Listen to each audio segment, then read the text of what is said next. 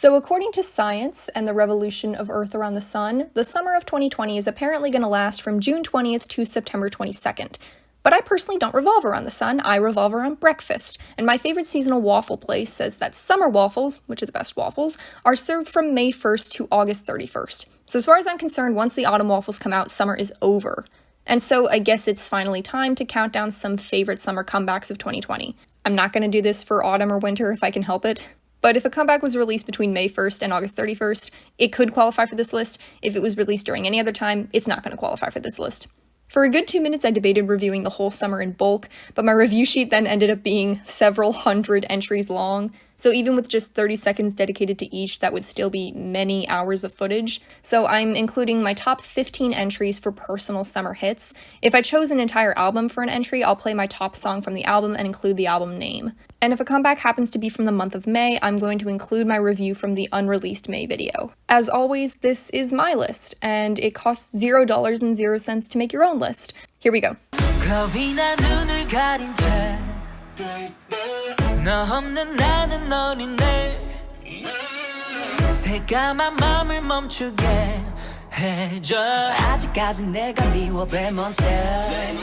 Number 15. Come Back Home, ONEUS. It took me less than one full listen to know this was definitely going to be on my summer 2020 playlist. Look at how far we've come. I love vampires, so that's a personal bias that makes this comeback appealing. It feels as if Phantom of the Opera became a blood-sucking creature of the night. Come Back Home is shamelessly theatrical and revels in every inch of unabashed emo. The coat capes are really what make the era, and the choreography delights in use of them. I gave them major points for the drama. The video is top-notch. The song definitely spruces up their sound without completely shirking their style. The anthemic electric guitar and the Colosseum synth provide a really great marriage between the angsty bleeding heart concept and their EDM dance focus. The smoky firecracker cuts of rap, the spatial marching band ambiance, and the techno lacing around the bodice of the song provide something new to listen to every time this rolls around on shuffle. The third act of the song is easily my favorite, as it bears some reminiscence to classic Muse tracks. I would definitely give it a listen if you haven't yet.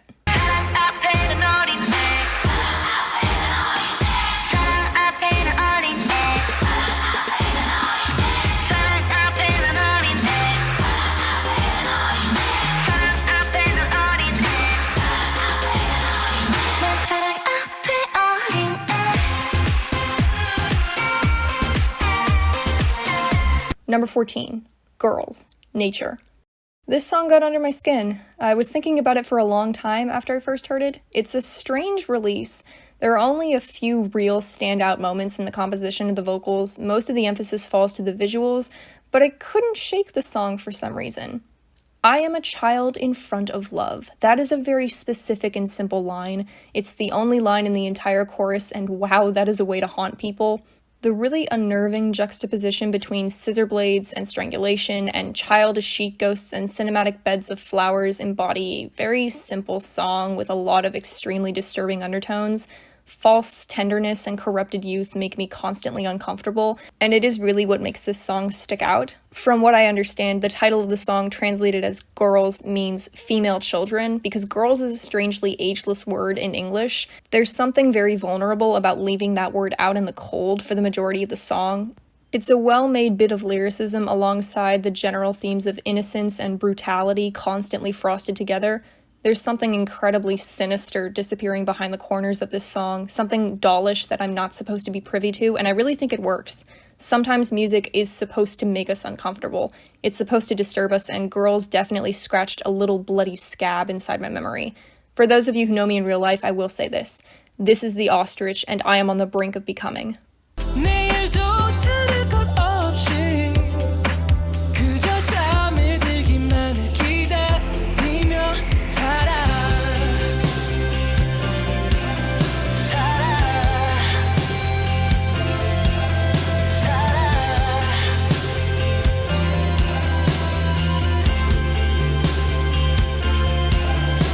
Number 13. Zombie, Day 6. As a classic rock fan, I love Day 6. Even in their softest, poppiest moments, they're playing their own instruments, they're writing their own songs, they're invoking their own experiences, which is what rock is about. Doing it yourself, doing it by hand. Day 6 makes some of the most authentic music in K-pop. Where I thought this was going to be a high-energy, horror-themed song, I was surprised to find it was a character study about numbness and spots of depression and feeling like you have no one to blame but yourself. The chords drift listlessly during the vocals, but stretch and strain afterwards in their own form of pain. The song rolls around in a glass jar of high-strung guitar and wet blue piano, and I really love it. It's become one of my favorite Day6 singles, and even if it wasn't, I could never be anything less than impressed with the soul Day6 puts in their work.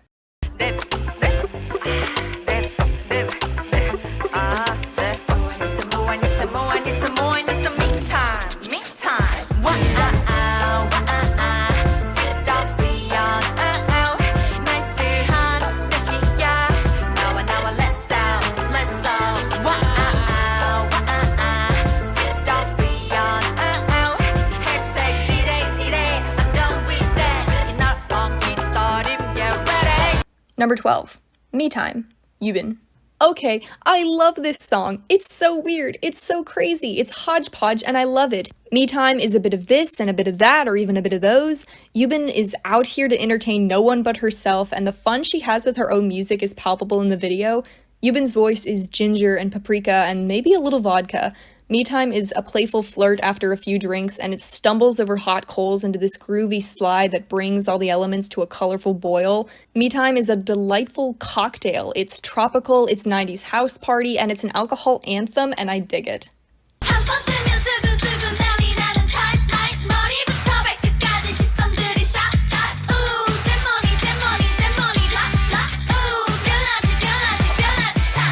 Number 11, Tag Me, Weeekly.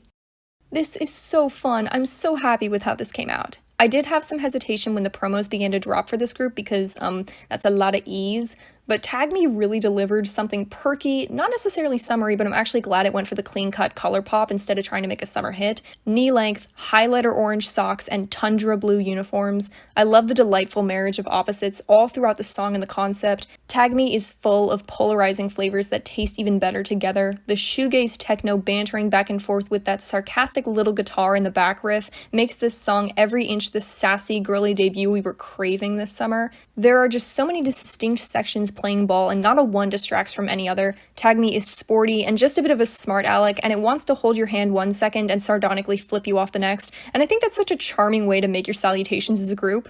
If the charisma of Momoland and the moxie of GFRIEND found a meeting ground, it would be Weeekly's Tag Me.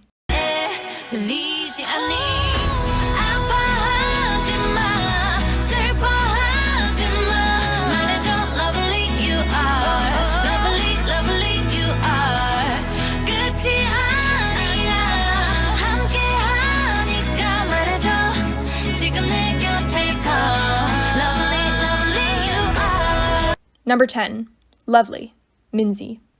Minzy has matured into such a remarkable woman, and Lovely shows off her most seasoned qualities. The rich guitar and her savory voice give the song a clean tang, slightly melancholic, slightly celebratory. There's this texture that's unkempt and slightly frizzy to the video, and it keeps it in touch with reality, and the release feels the least lonely of all the May songs.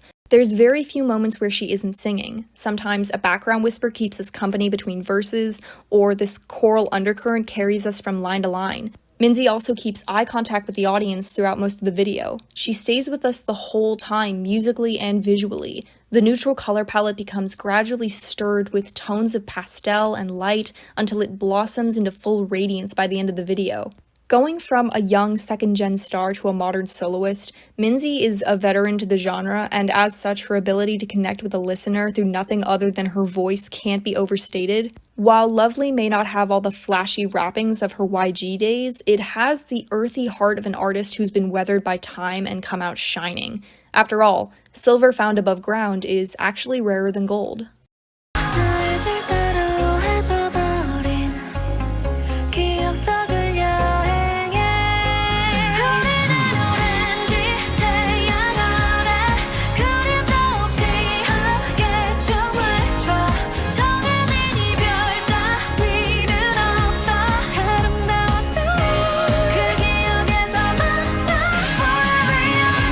Number 9, 8, IU, featuring Suga.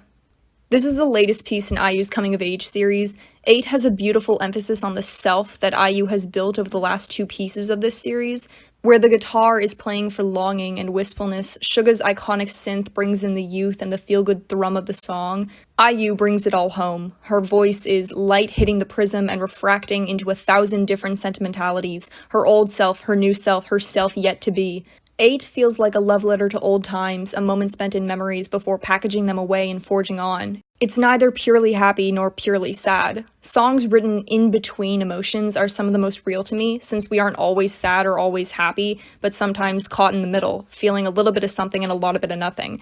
And that's when we start looking for memories of feeling, which the video represents through its gorgeous animated dream sequences. In 8, IU not only examines her past emotions, but in this in-between state, she also decides that the next step in her emotional growth is to look for the not-yet-happened emotions, the unknown emotions on the way. Personally, I think it comes off really hopeful, and I think it's a great examination of the self.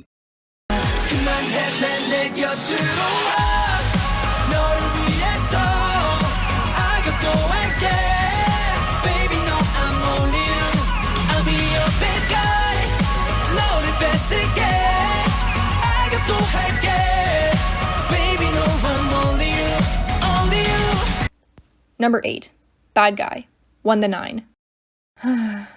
This was a seriously good song, and it's a shame that Won the 9 disbanded, but boy did they go out on their best note. Bad Guy has all the nuts and bolts of a really good 80s song, and frankly, they satisfied my thirst for an 80s hit that not even 80s could this summer. It's a very solid example of a typical boy group song done very well. Won the 9 suffered from a practically unmarketable group name and a lot of other problems, but they worked incredibly well as a unit, and if more boy groups put as much effort into spicing up their concepts as Won the 9 did just to stay in the game, K-pop would be more enjoyable in general. There are multiple strong hooks in this song, and the video has all the charm of something slightly low budget but earnest. I'm really glad they got to release this song.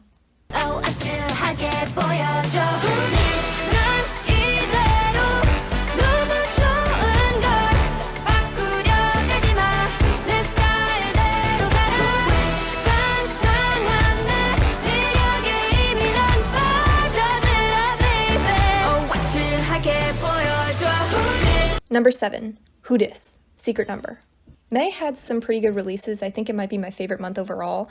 Very snazzy debut. I got a lot of people asking about this one, and personally, I think it's a really strong song. The raucous, jazzy flair and the more hip-hop flavored clap beat made it tasty, but not overwhelming. It's very much what ITZY did on their Wannabe album, but a little younger, and I like it.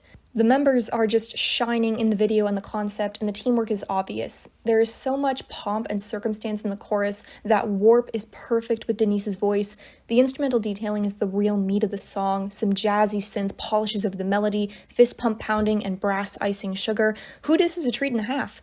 The pre-chorus has such a great idea behind it, and it definitely sells during Leia's part, but Jinny feels a bit offbeat in the second half, which is made all the more apparent by the additional layer of beat in the background, and that is a little confusing since she's perfectly on beat during the post-chorus. And I had some problems here and there with several members going off beat or trying to hit notes that were out of range and having to strain. I'm gonna hope for a remaster in a few years, but as it is, it's a really, really fun song and a really fun debut overall. I can't wait to see what they do.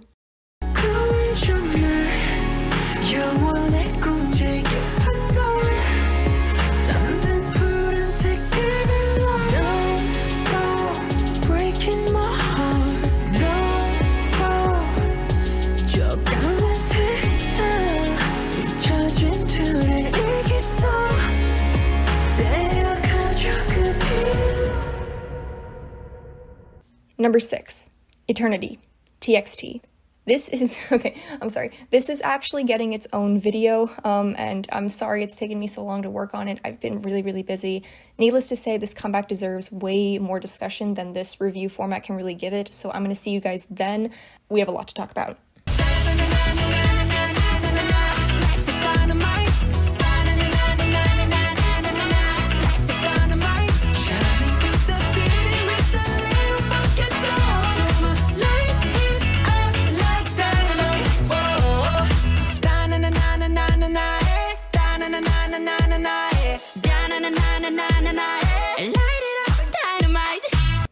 Number 5, Dynamite, BTS.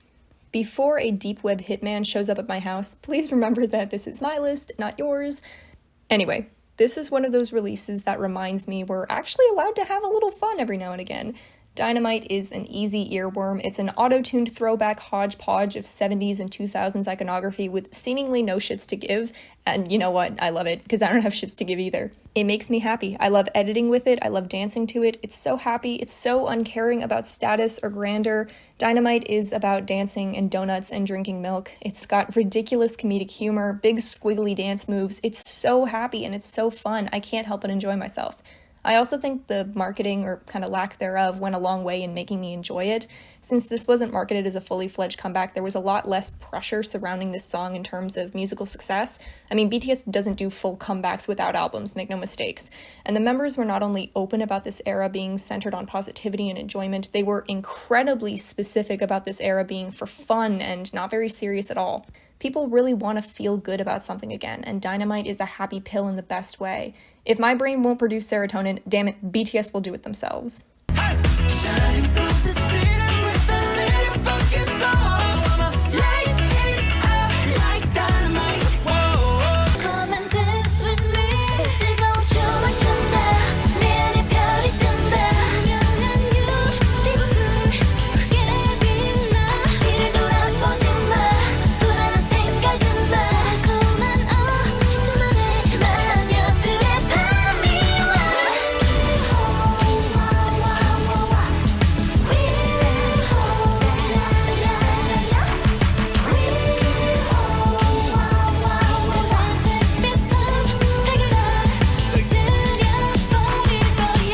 Number 4, Apple, GFRIEND. This song doesn't really know what it wants to be when it starts, but once it does, it hits the ground running. The lyrics are easily the highlight of Apple. Apple is filled with little fragile moments catching the light at odd angles. There's a voguish center that struts like smoke across the water. The allusions to Wonderland and fairy tales are not subtle, but that makes the subtextual transformation from leitmotif to dark all the more enjoyable. Traces of childhood storytime slowly turns to darkness, but never in a negative way. I really love transformations from light to dark that seem to appreciate nighttime as not so much the hour filled with monsters, so much as just another beautiful part of the day with its own majesty. I think that's what lies at the song's core, leaving behind the fluffy white dresses and the perfectly laid tablecloth for a chance to dance in the shadows and the fog, and enjoy yourself just as much. Imagery of witchcraft, sensuality, aging, or even death aren't framed as hellish corruption, but rather as beautiful elements all on their own. Apple isn't an undesirable shift from light to dark, simply a different dance once the sun sets. Also, UMG era, so as an UMG bias, of course it goes on this list.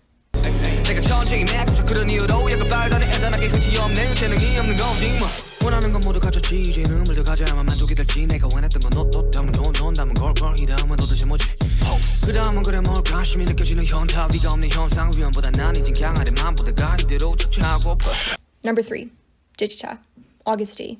I'm probably pronouncing that wrong, I'm so sorry. I'm gonna have to cut my original review of this song in half, so here's an abridged version of my review. This song is a brilliant temperature mixture.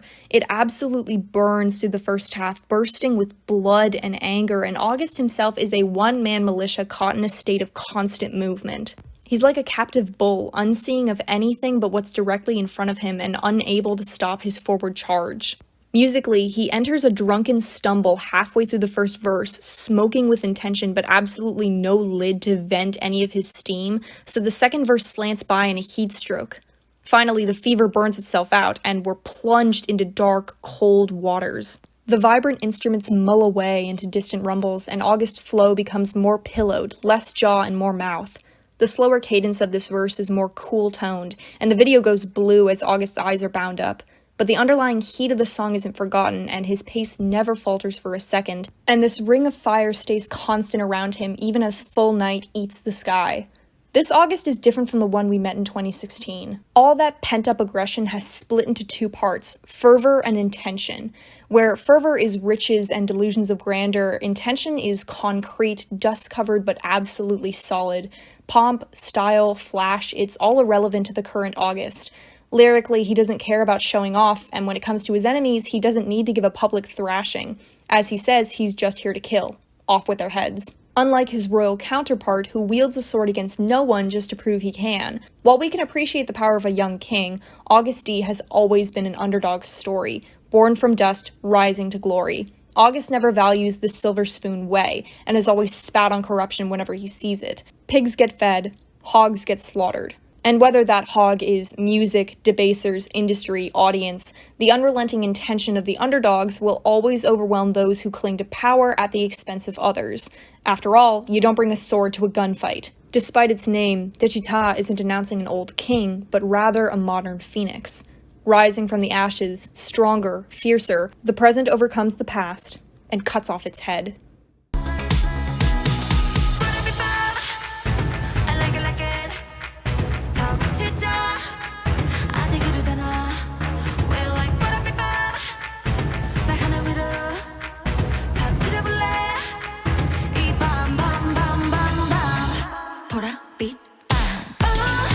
Number 2, pporappippam, Sunmi.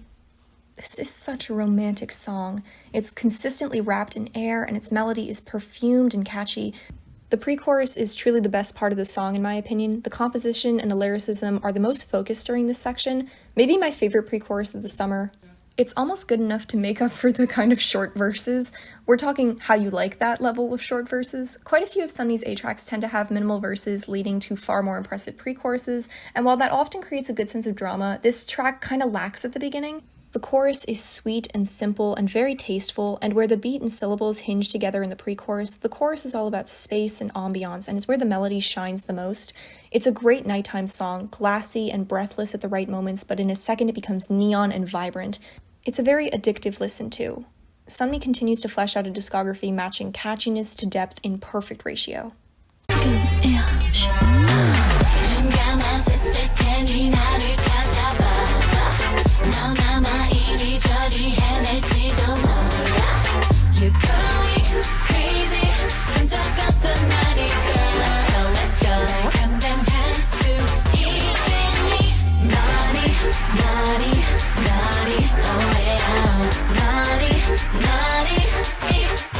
Number 1, Naughty, IRENE and SEULGI. I'm going to block this out as the entire Monster debut album, and specifically the second single, Naughty. This was undoubtedly one of the classiest releases this summer. I can say confidently that IRENE and SEULGI play a perfect combination of white and dark chocolate. When I talk about an effective mini-album, this is what I mean. The album is frosted wine glasses and black roses encrusted with diamonds. There isn't a second of wasted space. It carries no symptoms of filler tracks. Kenzie and Moonshine are some of my favorite Red Velvet developers, alongside Obi from DK, but I especially think this album belongs to Moonshine. The duo is present on Naughty and Feel Good, my two favorite tracks on the album, and I'm gonna have to say I really prefer their Velvet releases. Naughty in particular is a simple but addictive masterpiece, and I'm enjoying the hell out of every layer of production I find upon re-listen. I'm not surprised at all to see Yoo Youngjin in the credits. Bad Boy, Butterflies, Psycho, and now Naughty. His style is one of my favorite flavors on the Velvet side. Wine and sugar balanced on a knife's edge, Naughty is punch-drunk and sharp enough to cut glass. It's one of my most played songs of the summer. I'm a huge fan of the hypnotic gallop to the chorus, partnered with that more cubic Art Deco verse style. Monster itself is a really solid debut. I saw people saying it sounds like a YG song. I would argue it sounds more like a second-gen Cube song. There's a lot of 4-minute running under the skin. Where Naughty's hook is built out of its syllable structure and its rhythm, Monster is built out of its lyricism and its synth-heavy melody. While I think Naughty is undoubtedly a little stronger, Monster has the iconography and the vampirism that builds memorable concepts. It's not as dance-specific as Naughty, and it has the trappings of a BDSM girl crush hit. So it makes sense that Monster received top billing. Nonetheless, Red Velvet again prioritizes really good songwriting and solid jams, which puts this release by their first subunit at my number 1 in my summer 2020 book. And I think that caps us off for the entire summer. I'm going to start talking about autumn in a few weeks, hopefully. I've got a few other videos planned before we start talking about the entirety of September, but I am very busy right now, so I'm not sure how frequent my releases will be. Nonetheless, I do hope to talk to you guys soon. Bye!